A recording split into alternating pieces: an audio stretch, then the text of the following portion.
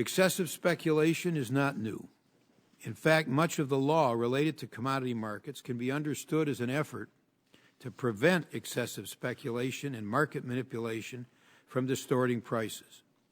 Over the years, one of the most powerful weapons developed to combat the twin threats of excessive speculation and price manipulation has been the imposition of position limits on traders. But over the years, federal position limits have lost much of their punch due to a growing raft of loopholes, gaps, and exemptions. For example, prior to the Dodd-Frank Act, position limits didn't apply to some key futures contracts. They often applied only in the spot month instead of other times, and multiple market participants were given exemptions.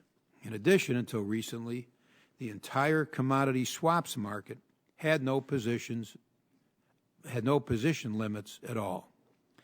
The combination of increased speculation and weakened position limits has clobbered American consumers and businesses with unpredictable and inflated commodity prices.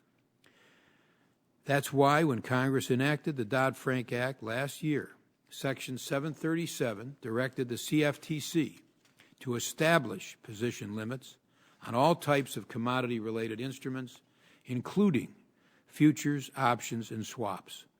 The Dodd-Frank Act also directed the CFTC to issue a rule establishing the new position limits by January 2011, one of the earliest implementation dates in the entire law.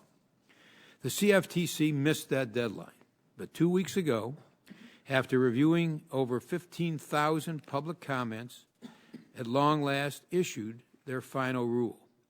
The good news is that the agency complied with the law's requirements to establish position limits to, quote, diminish, eliminate, or prevent excessive speculation, and rejected unfounded claims that excessive speculation had to be proven for each commodity before a limit could be established to prevent damage to consumers and the economy.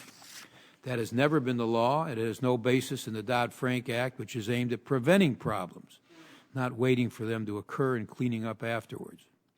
Also good news is that the CFTC rule applies position limits to 28 key agricultural, metal, and energy commodities, applies those limits to futures, options, and swaps, and covers all types of speculators.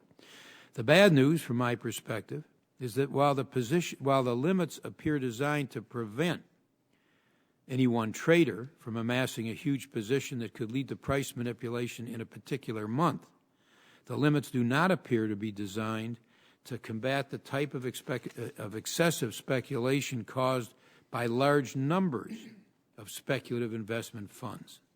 In addition, exempting multi-commodity index swaps from any position limits, failing to apply effective position limits to commodity index swap dealers, and delaying implementation of the swap position limits for another year are troubling. Roller